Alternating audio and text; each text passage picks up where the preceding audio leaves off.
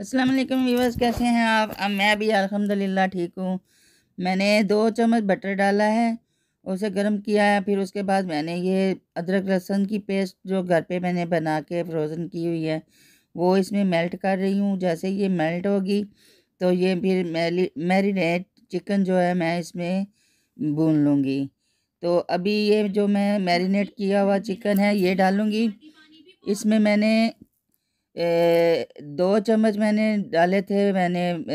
जो मसाला होता है शान मसाला, वो चिकन मसाला वो डाला है। फिर मैंने 1 चम्मच लाल मिर्चों की डाली और 1 चम्मच मैंने धरा मिर्च की डाली और 1 चम्मच मैंने गरम मसाले की डाली। दही डाला, तकरीबन 2 चम्मच मैंने दही डाला। तो 2 चम्मच मैंने नींबू डाला और मैंने इसे मैरिनेट करके रख दिया। नमक भी डाला 1 चम्मच। तो आधे घंटे के लिए मैंने इसे मैरिनेट करके फ्रिज में रख दिया। फिर मैं अभी ये पकाने शुरू किया है। मैंने एक साइड पे कोयला भी रखा हुआ है जो कि वो पक रहा है, कोयला भी पक रहा है।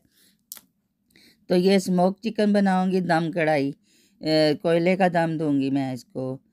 तो अभी मैं दम में इसे रखूंगी थोड़ी देर चिकन गलने के लिए। जैसे ये गलता है फिर मैं इसे थोड़ा सा अच्छे से भूनूंगी, बाकी मसाले बाद में डालूंगी। तो रहिए मेरे साथ। आज का रोज़े हैं, आज हमारा चौथा रोज़ा है। माशाल्लाह जल्दी जल्दी इससे पता चल रहा है कि दिन पता ही नहीं चल रहा कैसे गुजर रहा है। ये सब्ज़ मिर्चें, धनिया और दही की बोतल है। अभी दही भी और डालूंगी मैं इसमें।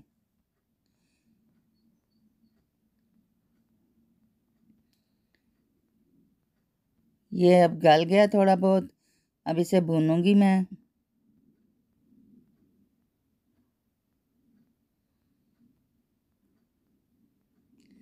पानी बिल्कुल नहीं डालना। ये जो अपना ही पानी मसालों का होगा या चिकन का होगा वही होगा, उसके अलावा कोई पानी नहीं डालना, क्योंकि ये बिल्कुल पानी के बगैर कढ़ाई बनती है। तो इसी पानी में ही गलाना है सारा चिकन।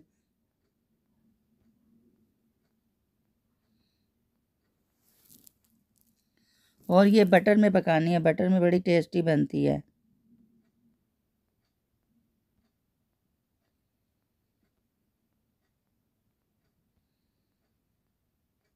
2-3 बार मैं ऐसे ही दम में रखूँगी, फिर इसे साइडें चेंज करूँगी।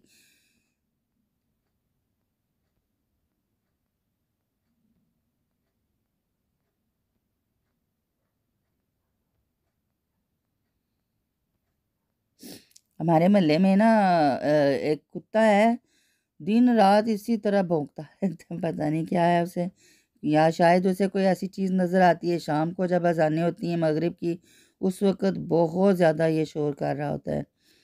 पता नहीं, कहते हैं कि कुत्ते को कोई ऐसी चीज़ें नज़र आती हैं तो वो भौंकता है। मुझे डर ही लगता रहता है, जब भी इसकी आवाज़ आती है तो मेरा दिल काँपता है। पता नहीं क्यों। कहते हैं ये भी नहुसत होती है, पता नहीं अब क्या। आज किस किस का रोज़ा है कमेंट्स में ज़रूर बताइएगा। मेरा तो पूरा रोज़ा है, आज चौथा रोज़ा है। आपका कितना है?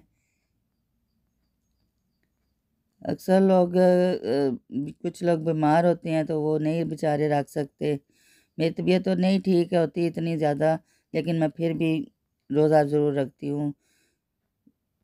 पता नहीं अगले साल ये नसीब हो ना हो, तो फिर बंदा जो हाथ में आया उसे क्यों गवाए।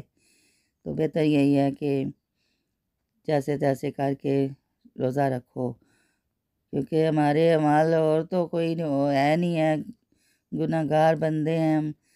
पता नहीं दिन में कितने कितने गुनाह कर लेते हैं, गिबतें करते हैं, पता नहीं क्या क्या करते हैं। तो अच्छा यही है कि रोज़े में रहो तो रोज़े में कुछ बंदे को सब्र आ ही जाता है इन बातों से, तो कम ही करता है ऐसी हरकतें।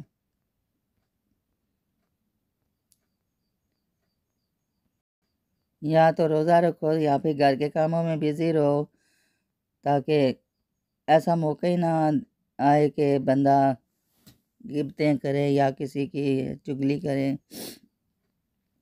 अब ये कोयला भी गर्म हो गया अच्छी तरह, तो मैं अब कोयला इसमें रख के दम में रख दूँगी। पूरे 5 मिनट के लिए दम लगाना है। इतनी स्मोकी बनता है, जैसे पता चलता है जैसे वो होता है ना सीख कबाब बनाते हैं हम लोग।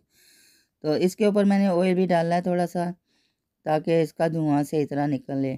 तो जिस तरह सीख कबाब बनाते हैं तो वो उसमें टेस्ट आता है ना कोयलों का, बिल्कुल सेम इसी तरह से फीलिंग आती है। ऐसा लग रहता है कि जैसे हमने सीख के ये तिक्का बोटी बनाई है। बहुत ही टेस्टी बनता है, बनाने की कोशिश करें, आप देखें, आपको बहुत ही मज़ा आएगा। बहुत ही टेस्टी होगा, आप खाएँगे तो आपको एक बार तो उँगलियाँ ही चाट जाएँगे। और रोगनी नान के साथ खाएँ या तंदूर की रोटी के साथ खाएँ, वो तो बस क्या कहने यार, मेरा तो मुँह में पानी आ रहा है रोज़े में। पकाना तो मुश्किल नहीं है, लेकिन खाना भी मुश्किल नहीं है। अब रोज़े में इग्नोर करना वो मुश्किल है। अब इसे दम आ गया अच्छी तरह, तो मैं भूनूँगी थोड़ा और, ये पानी सारा सूख जाएगा, बोटियों के साथ सारा मसाला चिपक जाएगा, तो फिर रेडी।